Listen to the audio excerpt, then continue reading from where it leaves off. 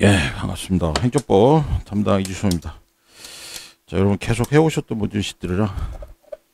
예, 반갑고요. 자, 오늘부터는 우리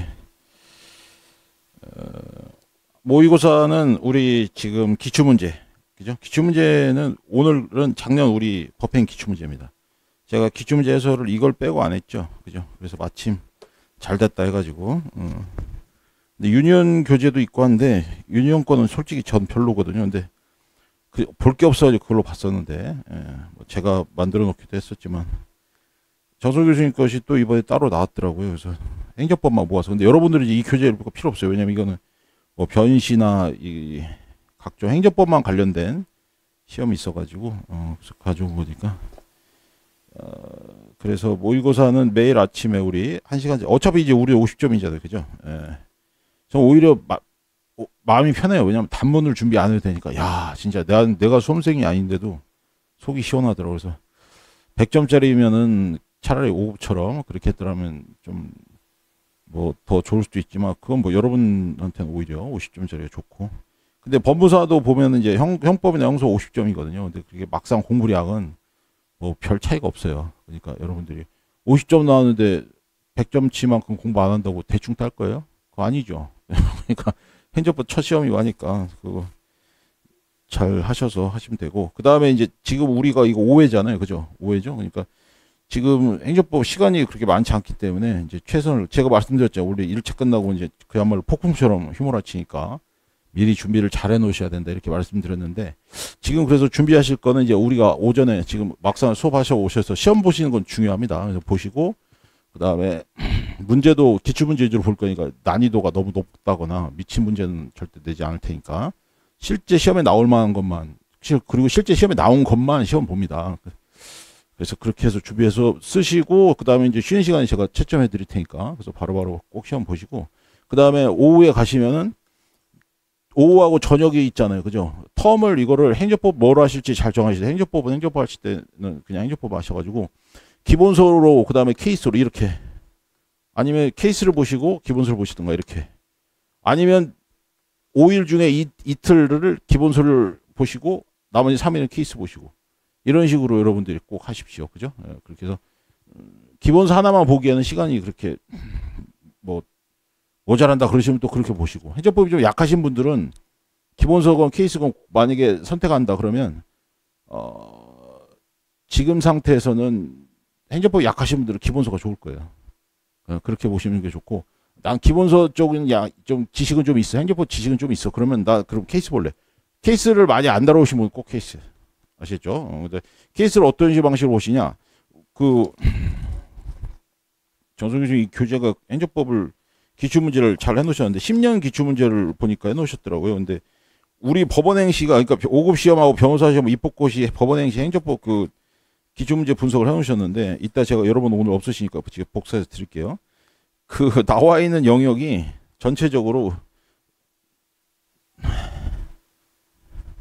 몇 개 안 됩니다. 법원행시가 유달리 집중되어 있는 게 보여요. 그래서 법원행시는 행정입법 케이스만, 단문까지 하면 사실 여기저기 다 뭉쳐 있거든요. 전체 범위로 다 뭉쳐 있는데 케이스만 나온 파트는 몇 개 안 됩니다. 그래서 행정입법 파트하고 이게, 그 다음에 행정행위, 여기 뭐 당연히 2편이니까 이 2편입니다. 이게 행정법 2편,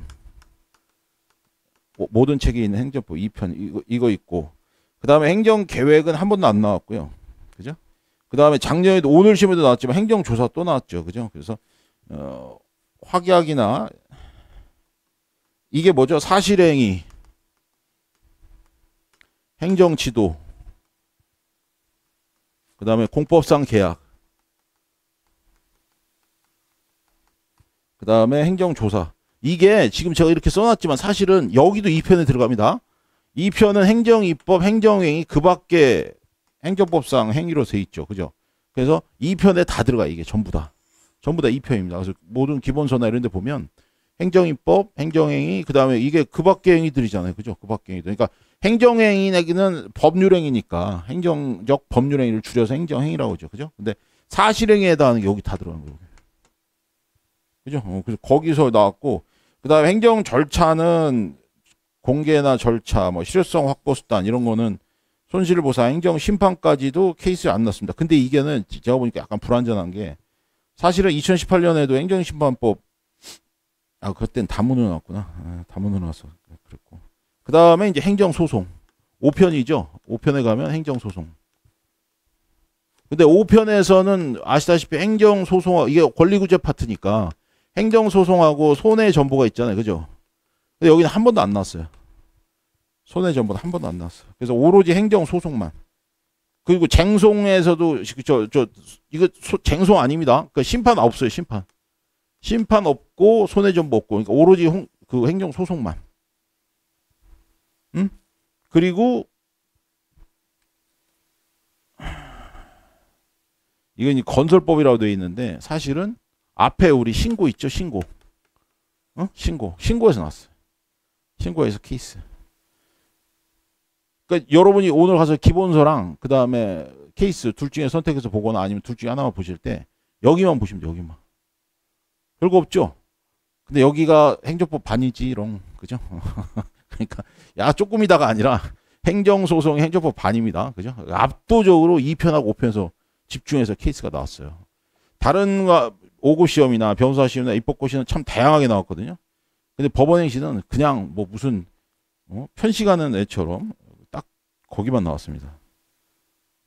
근데 행정법은 이제 이렇게 공부하면 나중에 뒤통수 맞아요, 그죠? 그러니까 혹시라도 제가 이제 몇 개 이렇게 툭툭 걸쳐 있는 부분, 다른 기출 문제, 특히 최신 판례 중에는 이제 여기가 아닌 부분이 있어요. 그 부분을 여러분도 보셔야 돼요. 특히 국가배상 같은 거 같으면 요번에 최신 판례가 센 게 몇 개 나왔거든요.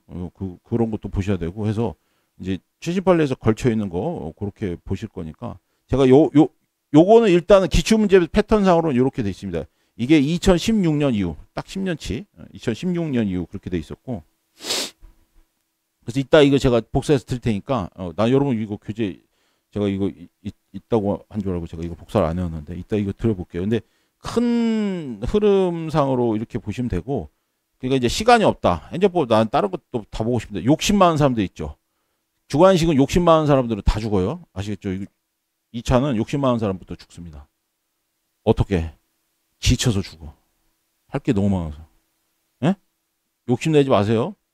과목당 욕심낼 게 있어요. 민소나 형소 같은 거는 얇게 넓게 나오죠. 마치 객관식처럼. 요새 그 패턴이 그렇습니다. 뭐 강사님들 말씀해 주셨겠지만 민소 형소는 법무사부터 시작해서 법원행시까지 번졌는데 변시도 마찬가지예요.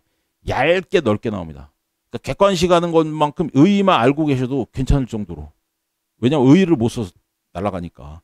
그 정도만 하셔도 쭈루루룩 하시면 되니까 오히려 기존의 케이스집이 안 맞아. 민소 형소는. 그죠? 그 절차법 웃깁니다. 그래서 절차법 오히려 돌아버려. 절차법이 딱 이 차는 집중해서 보는 게 원래 스타일인데 요새 스타일이 어떻게 되냐면 맨 앞부터 맨 뒤까지 다 나옵니다. 얇게 넓게. 그러니까 어쩔 수 없어요. 그래서 케이스보다는 주로 기본서 위주로 보시면서 여러분들 요약서 위주로 보시면서 그렇게 정리하시면 되고, 행정법은 지금 보신 것처럼 이렇게 2편하고 5편에 집중되어 나왔으니까 사실 이게 뭐예요? 이게 케이스의 기술이에요. 케이스의 기술은 결국 2편이나 5편에서 끝나거든요. 그죠? 법적 성질에서 2편 나오죠? 행정이나 이런 거. 그 다음에 5편에서 이 애들 권리구제 어떻게 할래? 이렇게 나오잖아요. 다행히 손해배상이나 심판법에서는 지금 아직 나온 게 없어. 그죠? 근데 이제 기출 패턴이 이렇다고 해서 완전히 안 나온 건 아니니까.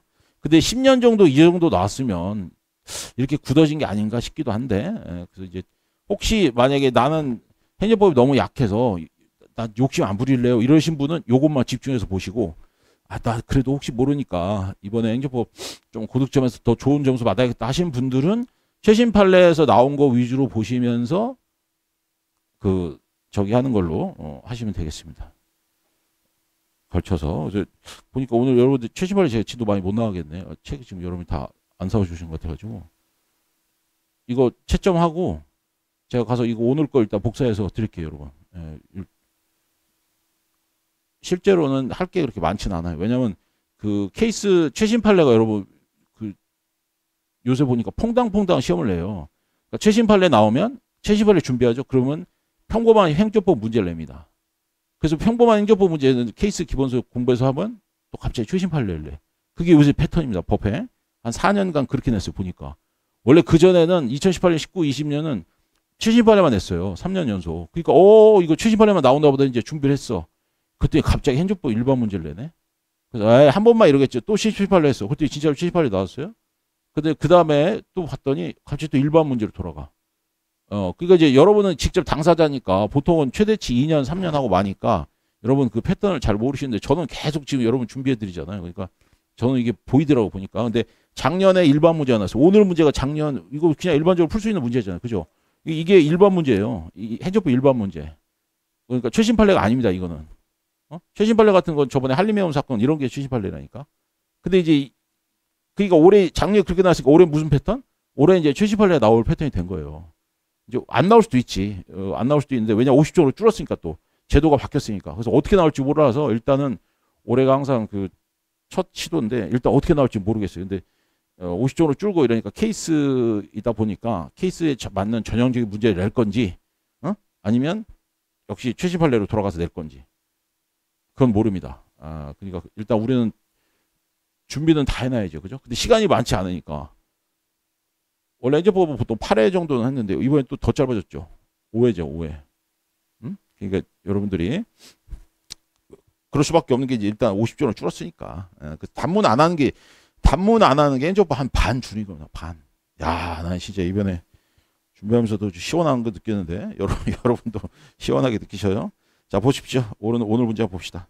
그리고 이거 지금 하고 문제 풀이하고 가서 지금 밑에 가서 이거 판례 맡긴 다음에 그 다음에 이제 여러분 오늘 집에 가서 이거 사세요. 왜냐면 최신 판례 올해 별로 패턴이 아니면 제가 말씀 안 드릴 텐데 최신 판례는 2, 3년 거 그죠? 최대치 2년까지예요. 그러니까 요걸로 준비하시면 되고 오늘 진도 나갈 건 제가 복사해서 드릴게요. 그래서 드리고 제가 채점할 동안 밑에 맡겨와서 올려보내더라고 할 테니까 그렇게 하면 되겠습니다. 그다음에 이거는 지금 여러분 저 공부하는 방법 말씀드렸고 보시죠. 자, 오늘 문제는 나 이거 작년에 이 나온 문제를 저도 그렇게 자세히 안 봤었는데 상당히 쉽게 냈어요. 행정법을 이번에. 깜짝 놀랐습니다. 그래서 뭐가 막 있을 것 같은데 자, 그 문제가 보통 이렇게 나오면 지문이 그렇게 길지 않죠. 그죠? 지문이 길지 않은 거 이게 굉장히 줄은 겁니다. 그래서 깜짝 놀랐습니다. 이번 행정법을 명가락이 많았을 것 같은데. 봅시다. 갑이 A지방 건축부터 건축허가를 받아 신축했는데 신축 과정에서 허가 받은 면적을 초과해서 건축물을 건축했다. 그래서 이거 뭐 최신 판례인가 이런 생각 들었습니다. 근데 지방 자치단체 소속 공무원인 을과 병은 현장 조사를 나가 위 건축물에 출입해서 건축법 또는 명령이나 처분 위반들을 조사하는데 자, 여기서 조사에 동그라미 들어와야 돼. 현장 조사에서 이미 동그라미가 들어가야 돼요. 왜냐하면 이건 기출문제 많이 나온 패턴이야. 음식점에서 회식을 했는데 식중독에 걸렸다. 그랬을 때 공무원들이 출동해서 현장 조사하는 그 전형적인 패턴의 기출문제입니다. 그게 그것만 바꾼 거야. 다른 때는 음식점이나 이런 데 가는데 여기는 그냥 건축물 현장 조사예요. 그러니까 현장 조사는 다 똑같습니다. 그러니까 여기서 문제 많이 푸신 분들은 이거 저기 행정조사구나라고 벌써 잡았어야 돼. 그런 거는 형광펜을 하지 말고 연필로 쓱 해두시는 거예요. 시험장에서는. 자, 조사했는데 그 과정에서 현장 출입 조사서나 그 밖의 문서가 발송 통지 제시되지 않았으며 현장 조사 목적 등이 구두로도 통지되지 않았다. 자, 전체를 가로로 묶고 절차하자 이렇게 들어가는 거예요. 그죠? 그러니까 이거는 문제가 한 번만 읽었는데도 눈에 쑥쑥 들어올 정도로 패턴이 파악되는 전형적인 기출문제예요. 얼마나 쉬웠어 이게. 원래 행정법은 2번, 3번 읽어도 원래 그의 문제는 잘 파악이 안 되거든요. 근데 이건 되게 기분 좋게 나가더라고요. 을과 병의 행정조사 결과를 바탕으로 A가 지방자치단체 장은 건축법 79조 1항에 근거해서 자 이런 거 시험에 나오는 지문에 나오는 그 법 있죠 법 그건 반드시 참조조문을 줍니다. 그래서 참조조문 주는 거 꼭 체크하시는데 여기는 지금 안 줬어요 그죠? 이런 경우 드뭅니다. 근데 이제 법전 여러분이 나중에 꼭 보시고 그래서 건축을 허가받은 면적을 초과했다는 건축했다는 사유로 철거하라는 시정명령을 했다. 시정명령을 이행하지 않았고 지자체장이 갑에게 상당 기한을 정해서 시정명령 이행할 것을 촉구했는데도 이행기한까지 시정명령을 이행하지 않았다. 자, 시정명령 나오니까 이것도 이거 뭐 있나 이제 그리고 마지막으로 건축법 80조 1항에 근거해서 이행강제금 부과했다. 자, 이행강제금이 뭐 어디에 있는지 딱 머릿속에 떠올려야 돼. 그죠? 근데 이제 아직 전형적으로 문제로 연결이 안 됐으니까 이행강제금하고 그냥 가볍게 넘어가면 상관없긴 한데 왜냐면 너무 처음부터 오지랖 펴가지고 혼자서 막 이거 여기인데 이러지 마시고 일단 문제까지 보고 나서 확인하시면 됩니다. 자, 1번 문제. 을과 병이 실시한 현장 조사 하자가 있는지, 하자가 있다면 그것이 지자체 장의한 시정 명령에 미치는 영향은 어떠한지에 대해서 검토하시오. 그래서 아까 현장 조사 딱 보니까 하자가 있었는데 하자가 있다면 시정 명령에 미치는 영향이 어떤지, 이건 뭐지? 그죠? 이게 행정법 이게 어려워. 문제가 나왔는데 처음에 단체장이 한 시정 명령의 영향이 어떠한 건지 이게 뭐지? 이러는 거예요. 이게 뭐지 계속 생각해야 돼. 계속. 그죠? 근데 안 떠오릅니다. 처음에. 그러면 일단 2문 넘어가. 아시겠죠? 옆에다가 연필로 이거보다 논점이 얼른 떠올라야 돼. 하자 있는가? 그럼 절차하자 있었지 위에. 그죠? 그 다음 미치는 영향 뭐지? 이거 뭘 물어본 거지? 이렇게. 그죠? 이렇게. 그 다음에 이제 2번, 이거, 근데 해결이 안 되니까 넘어가야죠. 일단 해결이 안 되면 빨리 넘어가서 2번 문제. 왜냐면 2번이 35점이야. 점수 배점도 신경 잘 쓰셔야 돼요. 쉬운 게 당연히 잘 써집니다. 10점짜리가 잘 써지지 25점짜리, 35점짜리 잘 써질 리가 없단 말이에요. 그러니까 일단 10점짜리 잘 써질 수 있는 거 최선을 다해서 마크하고 그래서 논점 일찍 잡아놓고 그 다음에 이제 혹시 모르니까 35점짜리 미리 또 가서 왜냐면 뭐 현장에서 이게 배분을 잘 해놔야 돼요. 그래서 이게 문제 해결됐나 안 된다는 걸 미리 점검을 툭툭툭 해봐야 됩니다. 그렇지 않고 10점짜리 나와서 야호 하고 막 쓰고 있다가 나중에 시간 넘쳐버려요. 35점 못 씁니다. 그러니까 미리 처음에 문제 볼 때 요거는 이렇게 잡힌다. 그 다음에 2문은 잘 모르겠다. 그러면 이제 얼른 시켜보는 거죠. 갑은 A 지자체에 의한 이해강제 부가처분에 대해서만 제소기한에 취소송을 제기했다. 이 경우 취소송 인용 가능성에 대해 검토하시오. 근데 가로가 항상 나오죠. 위 지문에서 제시된 사정 외에는 고려하지 않고 시정명령에게는 제소기간이 지났음을 전제로. 제소기간이 지났다고? 이제 힌트죠. 이게 힌트입니다. 그 다음에 이제 취소소송 인용 가능성. 행정법은 항상 해석이 들어가죠. 인용 가능성이라고 물어봤다는 얘기는 되게 큰 문제예요. 그죠? 인용 가능성을 물어봤다는 얘기는 원래대로 얘기하면 우리가 소송 요건이 있고 본안이 있잖아요. 그죠? 본안이라 하면 위법성을 따지는 행정법에서 위법성을 따지는 주, 내, 절, 형인데 주체, 내용, 절차, 형식. 보나마나 내용이겠죠? 그래서 기속행위냐 재량행위냐. 보나마나 재량이겠죠? 일탈이냐 남용이냐. 일탈 남용에 해당하는 우리 4대 원칙, 지금은 행정기본법에 있는 나머지 4대 원칙 이런 식으로 쭉 들어가는 그런 내용으로 우리가 항상 체제를 해놓으라고 했죠. 그죠? 그러니까 인용 가능성은 이제 보통 이렇게 물어보면 보나마나 여기인데 인용 가능성 물어보면 보통 여기죠. 그죠? 근데 소송 요건은 사실은 물어보고 싶으면 적법한가. 그죠? 그 다음에 뭐 제소 요건은 제소는 적법한가 뭐 이런 식으로 문제를 내니까 소송 요건은 이렇게 따로 사실 던질 거란 말이에요. 근데 여기는 대상 적격 인정되는가 뭐 이런 식으로 나오면 이제 소송 요건일 텐데 그냥 인용 가능성 들어갔으면 보통은 여기에요. 근데 그럼에도 불구하고 여기는 소송 요건, 원고 조건, 피고 조건, 대상 적격, 소외 이익은 그냥 한 번씩 툭툭툭 건드려서 최소 1점 받아가라고 했죠. 그죠? 소송 요건 건드려가는 거는 본 문제가 아니어도 저렇게 건드려주면 1, 2점 준다고 그랬습니다. 그죠? 많으면 3점까지도 줘요. 자, 그래서 인용 가서 하니까 여기서 뭐가 문제예요? 떠올랐어, 안 떠올랐어? 이제 그러니까 이제 여러분 시간이 초안 잡는 건 몇 분? 보통 초안 잡는 거는 10분까지 잡아도 됩니다. 50분에서 초안만 10분만 잡아도 초안만 제대로 잡히면 쓰는 건 금방 써요. 그죠? 예. 근데 이제 1, 2번 다 했는데 대부분 아마 1번에서도 반, 2번에서도 반 정도만 잡힐 겁니다. 실제 시험장에서는. 그래서 초안을 잡고 이제 쓰면서 생각이 나요. 그때부터. 그럼 이제 그거를 기대하시면서 쓰면 됩니다. 자, 그래서 2번도 이거 인용 가능성? 풀어본 문제가 아닌 이상은 사실 제대로 못 맞춰요. 그죠? 근데 힌트는 시정 명령에 대해서 제소 기한이 지났다. 그리고 2번 다시 한번 보시면 지금 A 지방자치단체장이 한 처분이 2개가 있죠. 그죠? 그걸 빨리 파악하셔야 돼. A 지방자치단체는 2개를 했죠. 뭐뭐 있어요. 맨 처음에 시정명령 했죠. 그러니까 처분 나오면 무조건 밑줄 딱 들어가는 거야. 그 다음에 보통 그래서 처분이 하나입니다. 근데 여기 처분이 두 개죠. 일단 맨 처음에 시정명령 했죠. 그 다음에 시정명령 이해할 것을 촉구했는데 안 해서 뭘 했어요? 이행강제금 부과했죠. 근데 가로 속에 뭐라 나왔어요? 시정명령에 대해서는 제소기간을 지났다라는 너무너무 친절한 말까지 해줬죠.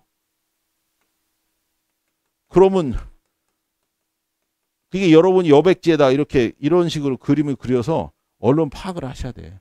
그럼 뭐예요? 행정행위가 두 개가 연속되네? 불가쟁력? 하자승계. 이렇게 되는 거예요. 아시겠죠? 근데 여기는 논점이 되게 작은데 35점이야. 그 되게 특이한데 보통 이 정도면 10점 내에 15점밖에 안 돼요. 20점, 길어야 20점이거든요. 근데 여기 100점이 35점이야. 그래서 이번 문제가 약간 미스입니다. 미스. 잘못 나온 급에 해당해요. 왜냐하면 여기는 큰 게 하자승계밖에 없거든. 35점은 어떻게 이걸 다 써? 근데 눈 찍고 봐도 다른 게 없어요. 그럼 결국 뭐야? 제소 요건에서 최소한 받아가지고, 그죠? 소송 요건, 일단, 인용 가수 물어봤으니까, 인용이 되려면 소송 요건을 통과해야 될 거 아니에요. 그래서 그냥 마음에도 없는 원고적격, 피고적격, 대상적 소액 정도 그냥 가볍게 톡톡 해서 한 3줄 정도 쓰시고, 그렇게 쓰고 이제 하자승계 들어가는 게 낫지. 그냥 버려버리고, 주관식 시험에서는 버린다는 개념을 여러분 가지시면 안 돼요. 버리면 안 돼. 한 줄, 두 줄이라도 언급해야 돼. 그러니까 백과사전식으로 쓰시는 게 일단은 점수 확보에 유리합니다. 그게 아니라 너무 자신감이 넘치다 그러면 그냥 콱 찍어서 물면 되는데 확 찍어서 무는 게 쉽지가 않거든요. 그럴 때는 이렇게 백과사전식으로 나열하면 되고. 자, 그럼 1번부터 먼저 볼게요. 1번. 자, 현장조사 하자가 있는지 그 대답을 하는 거죠. 하자가 있다면 미친 영향이 어떤지. 이게 논점이 안 나와. 하자. 왜냐면 최근 기출문제거든요. 이게 우리 최근 기출문제예요. 그래서 독수독과 이론 아닙니까? 위법한 행정조사에 기초한 증거의 효력 물어보는 거예요. 야, 이게 우리 2019년인가 20년에 나왔거든요. 또 냈어. 그러니까 법원행실 시험 문제가 반복이야. 계속. 얼마나 좋아요. 그죠? 다른 과목 이렇게 다른 직렬과 행정법 이렇게 다루다가 우리 거만 다루면 논점은 너무 되게 뭐라 그러죠? 반복됩니다. 그러니까 여러분이 시험 기간이 한 50일밖에 안 되잖아요. 그러니까 그걸 사정을 안 와봐. 여러분 어여삐 여기서 야 이거 또 낸다 이렇게 나오는 거니까. 자, 그래서 해설 봅시다. 자, 그래서 제목이 이렇게 나오죠. 절차와 위법한 행정에 기초한 처분의 효력. 이런 거는 안 쓰셔도 됩니다. 시험장에서는 괜히 잘못 쓰다가 개망신 당하니까 이런 거 쓰지 마시고 여기는 교과서기 때문에 이렇게 해준 거예요. 근데 난 너무 자신 있다. 그럼 써도 되고. 그럼 이제 인상이 확 좋아지는 거죠. 이놈 봐라. 완전 꿰뚫었네. 이렇게. 그 다음에 문제 소재, 행정조사 하자 여부, 위법 행정조사에 기초한 시정명령 효력 이런 식으로 목차 들어왔거든요. 그 다음에 사안 해결. 자, 이게 마음에 안 들면 결론 논거 방식을 쓰셔도 됩니다. 근데 민법이나 뭐 절차법이나 이런 건 결론 논거 방식이 좀 괜찮은데 여전히 우리 행정법은 학설을 쓰거든요. 그러다 보니까 우리는 아직도 이 문학 판검, 그죠? 문제 학설, 그 다음에 이런 식으로 들어가는 게 아직은 행정법도 더 좋을 수 있습니다.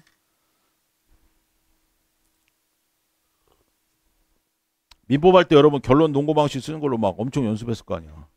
근데 행정법에서는 그렇게까지 할 필요 없어요. 합격생들이 실제로 다 최소한 반 이상은 기존에 문학 판검을 했습니다. 민법에 가서도 마찬가지야. 근데 여러분은 요새 세대이기 때문에 요새는 여러분은 이제 결론 논거 방식 익숙하잖아요. 그죠? 그러면 이제 여러분은 그렇게 쓰시고. 저 같은 경우만 해도 요런 방식 익숙하기 때문에 저는 이제 이렇게 풀죠. 그죠?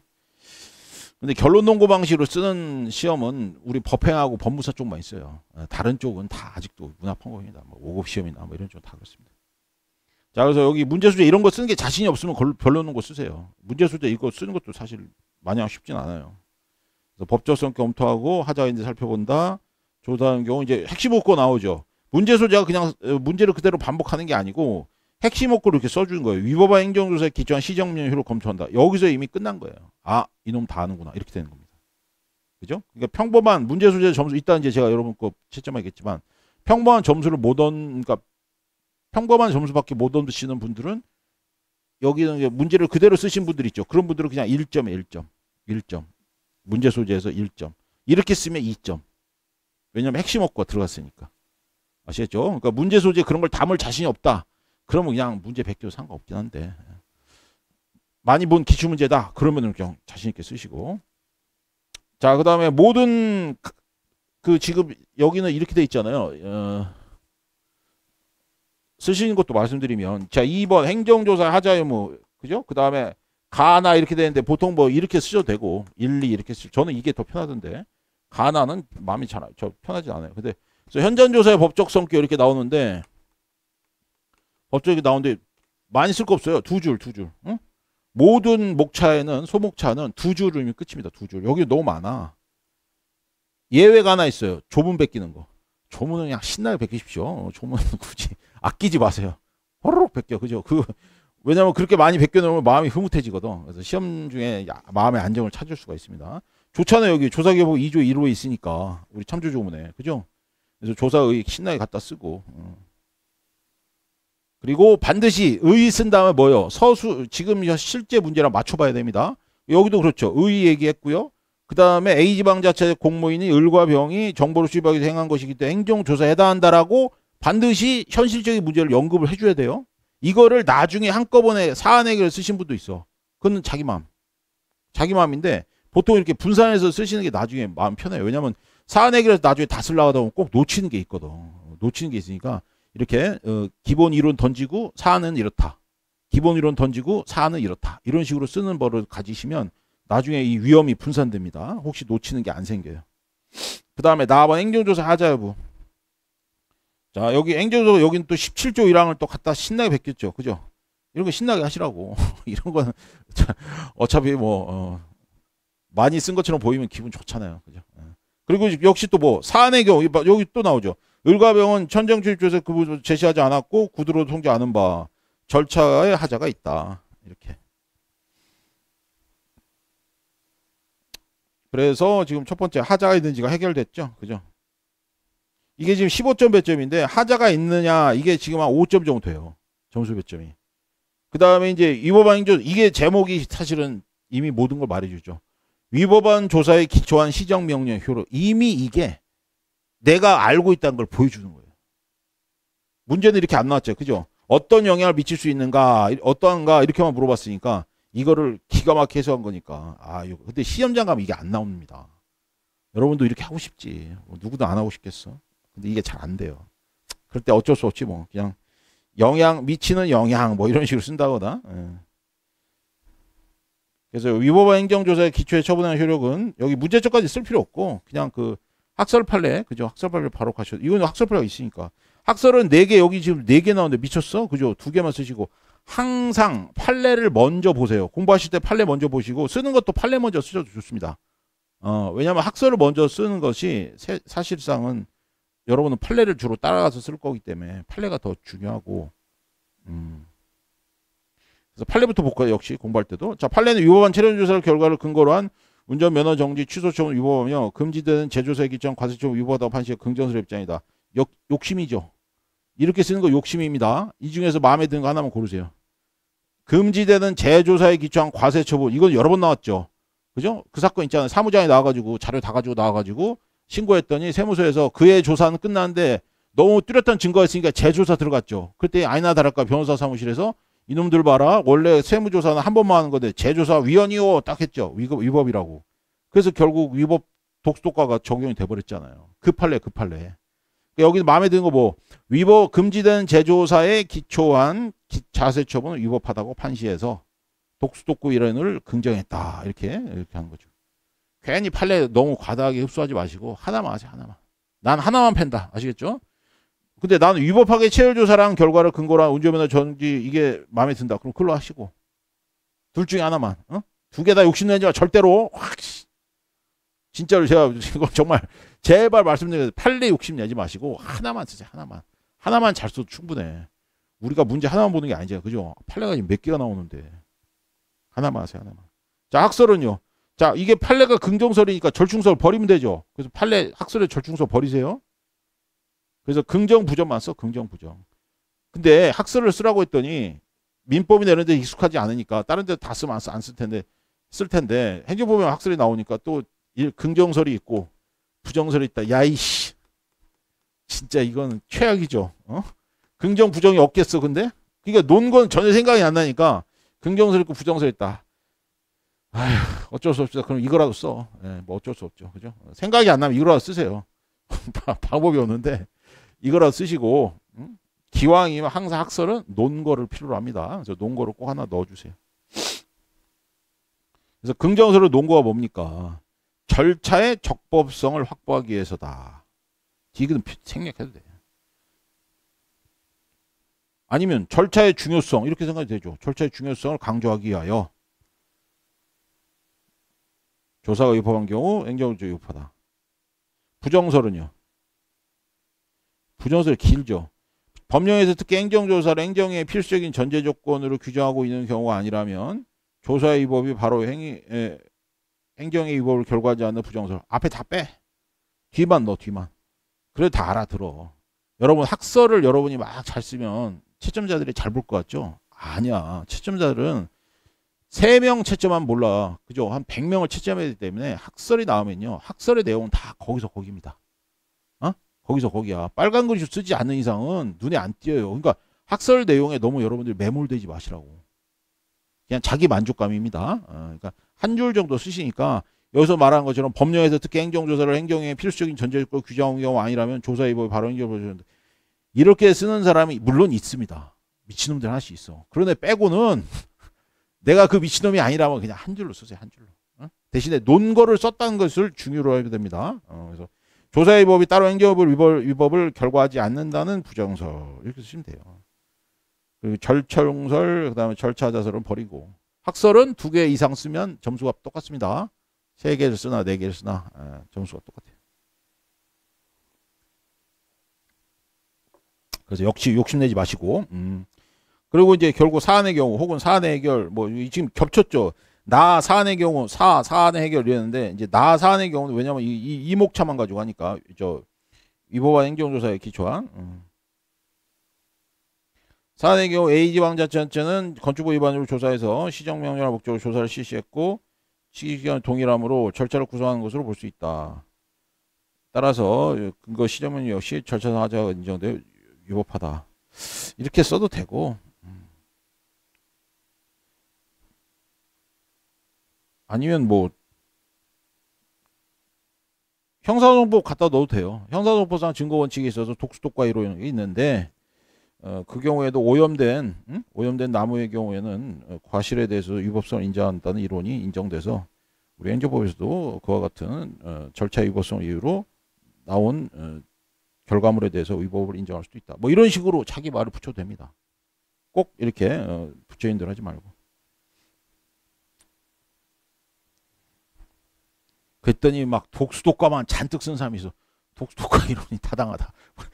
야, 형소야 이게? 그죠? 그러니까 너무 또 이렇게 치우치지 마시고 절차가 강조되는 현대법의 추세에 미쳐볼 때 문제가 있어서 결국은 그와 같은 위법한 절차에 따른 결과물도 위법하다고 보는 것이 타당하다. 뭐 이런 것도. 그러니까 이렇게 사안 해결, 그 다음에 이런 학설 판례에 따른 그 결과 이렇게 시간 나는 대로 연습해 보세요, 여러분들이. 너무 딱딱하게 하지 말고. 그래서 이제 사안 해결은 뭐예요? 지금 가 하나 2개를 묶어줘야죠, 그죠? 그래서 현장 조사는 하자가 있고 하자에 기초한 시정명령이 미치는 바 시정명령도 위법하다. 이렇게. 쓰시면 되겠습니다. 자, 그 다음에 이제 2번째 문제. 2번째는 점수가 무려 35점이에요. 약간 오버패스인데 그렇게까지 많이 나올 게 아니거든요. 그죠? 그래서 아까 보신 것처럼 인용 가능성에 관해서 검토하시오. 그러면 이제 뭐라고 써야 돼요? 문제 소재부터 먼저 쓰고, 그죠? 문제 소재. 아니면 뭐 여러분들 결론 논거 방식으로 하면 그건 또 그렇게 쓰시고. 자, 그래서 문제 소재 보세요. 이게 이런 게 좋은 답안이란 얘기예요.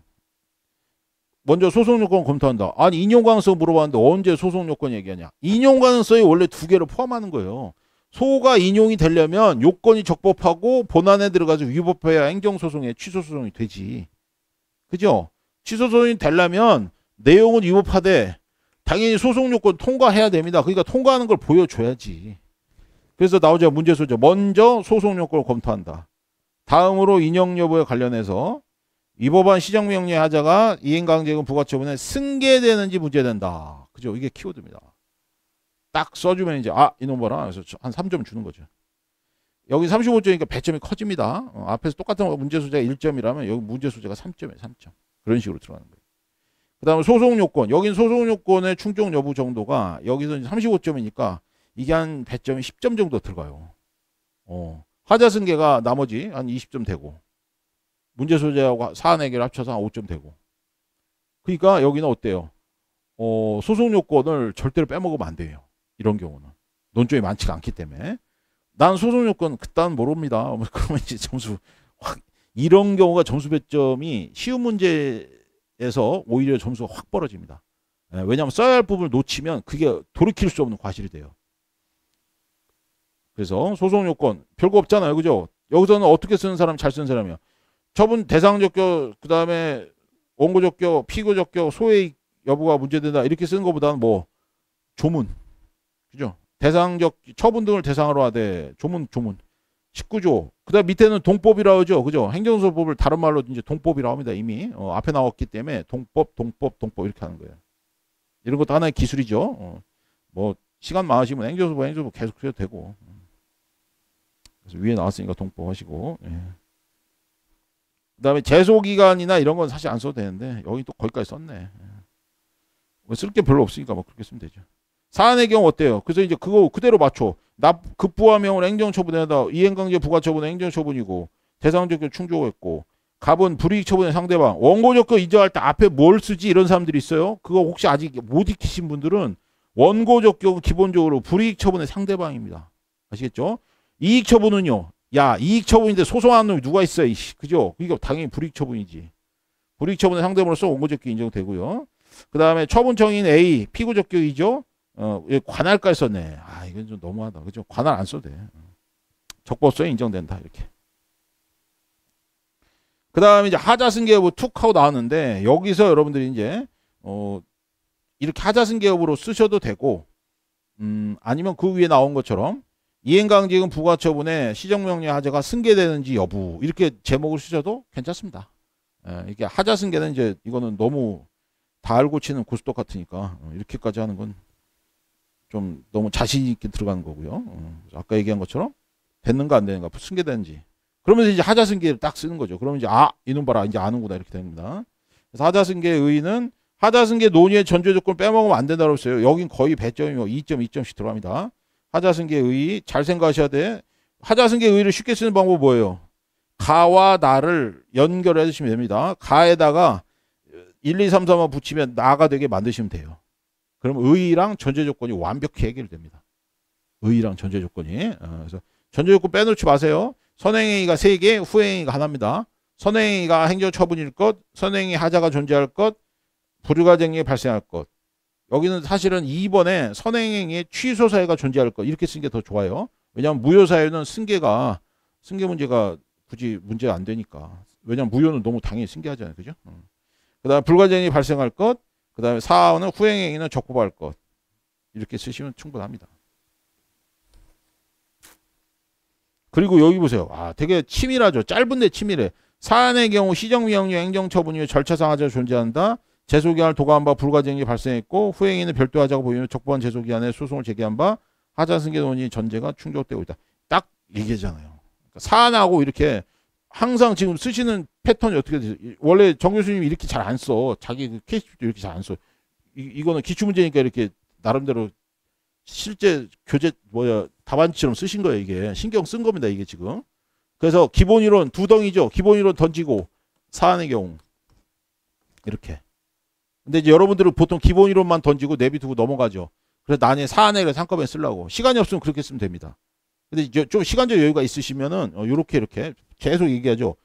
분산돼서 위험을 분산해서 사안의 해결을 좀 양을 줄이시든가. 아니면 이제 여기는 기본이론 던지고 요거 사안의 해결 다 모아뒀다가 여기 마지막에 툭 터치드리는가.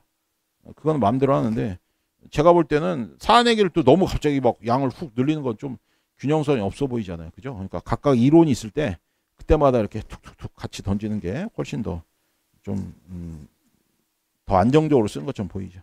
그 다음에 하자승계 기준 여기 학설 판례 이거는 말씀드렸죠. 하자승계는 법원행시에서 지금 몇 번째 나옵니까? 2018년부터 2024년까지 하자승계 4번 났어. 4번. 미쳤죠? 너무 많이 나왔어. 야, 이렇게까지? 그 전에 하자승계 거의 안 냈거든요, 또. 희한하다. 이 생각증 정도로. 세네 번 냈어요, 세네 번. 제가 바로 기억하는 것만 해도 지금. 왜냐하면 단문도 있거든요, 단문. 단문에도 있고 이래가지고. 하자승계를 지금 너무 많이 냈어. 그래서 여기 학설판례는 못 쓰는 바보라고 그랬죠, 그죠? 못 쓰면 점수 날라가요. 여기는 진짜로. 특히 하자승계는 학설판례를 채점하신 분들이 아주 그냥 칼같이 본단 말이에요. 그러니까 여기는 여러분들이 절대 놓치면 안 됩니다. 학설 이름은 너무 신경 쓰지 마세요. 그냥 일설 이렇게 하셔도 되고, 어떤 분이 이제 다수설, 소설 이렇게 쓰는 분인데, 학설 소개할 때 다수설, 소설은 웬만하면 지양 하십시오. 지향 하지 말고 지양 하세요. 기왕이면. 그래서 여기는 하자승계론, 구속론론 이렇게 되는데, 이 정도 외우자. 두 개밖에 안 되니까. 하자승계 어차피 학설 두 개밖에 없죠. 그죠? 그리고 양이 많아. 지금 양 두 줄로 줄이세요. 어떻게? 선행회와 후행회가 하나의 효과를 완성한 경우에만 승계를 인정하고, 별개 효과를 완성시키는 경우에는 승계하지 않는다는 하자승계론. 그 다음에 구속료이론, 이걸 잘 써야 돼. 구속료이론 원칙적으로 승계를 인정하지 않습니다. 왜요? 제목이 구속력이잖아. 구속력이니까 앞에서 나온 걸 그대로 간단 말이에요. 뒤에 행위에 구속을 준단 말이야. 그러니까 이게 원래 맞아요. 앞에서 못하면 끝까지 못합니다. 그래서 자 다시 한번 보죠. 거기 2번에 바로 밑에 줄. 승계 가능성 원칙적으로 부인되며, 그걸로 시작해서 구속력 이론은. 그런데 예외가 있더라. 뭐 수인 가능성, 예측 가능성에 따라서 긍정될 수도 있다. 이렇게 보는 게 구속력 이론입니다. 말 더럽게 길죠 거기. 이런데 필요 없어. 두 줄. 짧으면 한 줄, 두 줄. 다시 한번 얘기해요. 구속률을 어떻게 해요? 승계 가능성 원칙적으로 부인하되 예측 가능성과 수인 가능성 여부를 따져 긍정하는 경우도 있다. 이렇게 간단하게. 판례는요. 판례가 이제 조중설인데, 판례는 이 두 개를 합쳐서 본 다음에 조중하겠다 이게 아니야. 원래는 판례는 원래 하자승계론 다음에 나온 게 판례였고요. 시기상으로 구속력 이론이 판례를 분석한 겁니다. 그러니까 구속력 이론이 판례의 짝퉁이야, 짝퉁. 양아치죠, 그죠? 그래서 판례는 원칙적으로 하자승계론의 입장인데, 별개 효과로서 승계가 부정되는 경우에 있어서는 수인 가능성, 기대 가능성 여부를 따진다. 이렇게 해서 이제 들어가는 거죠, 그죠? 그게 조중설이에요.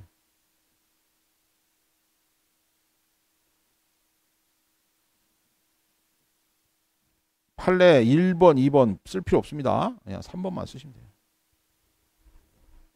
3번도 너무 많아. 수인단도 예측 가능만 쓰면 된다니까.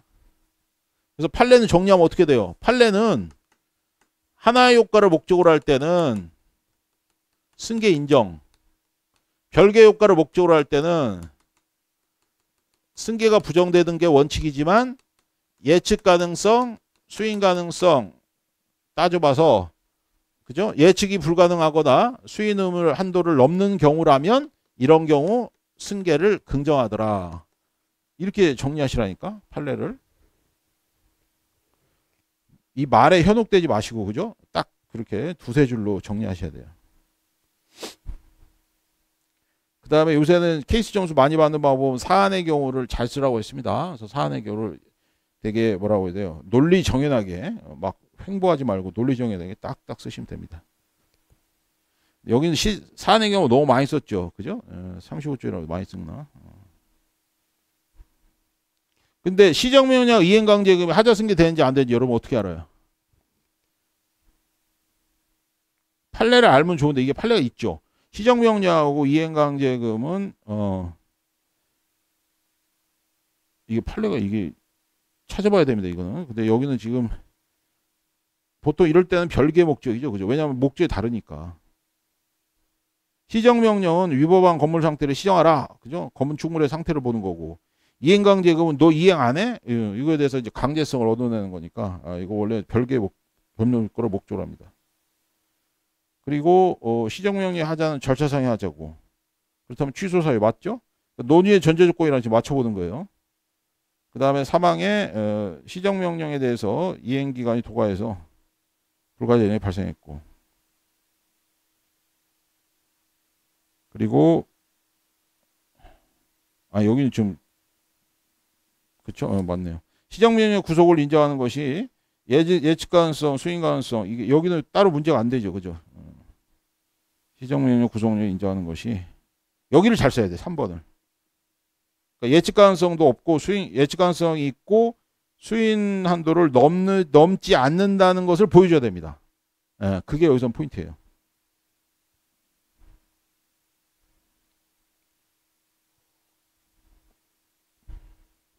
그래서 원래대로 돌아가 버립니다. 그래서 판례에서 얘기했던 예외가 안 돼. 그래서 그냥 별개효과에 해당하는 그죠? 이게 통과가 안 되는 바람에 그냥 승계가 안 되는 걸로 끝나버립니다. 그죠? 예. 그래서 위법성이 없기 때문에 승계 따질 수가 없기 때문에 기각돼 버립니다. 기각. 잘해놓고 각하 뭐 이러면 하지 마세요. 소송 요건 통과했기 때문에 기각입니다. 기각. 네, 그게 35점짜리였어요. 이 작년에 문제 2문 좀 약간 허접했죠, 그죠? 원래 뭐 이렇게 안 나오는데.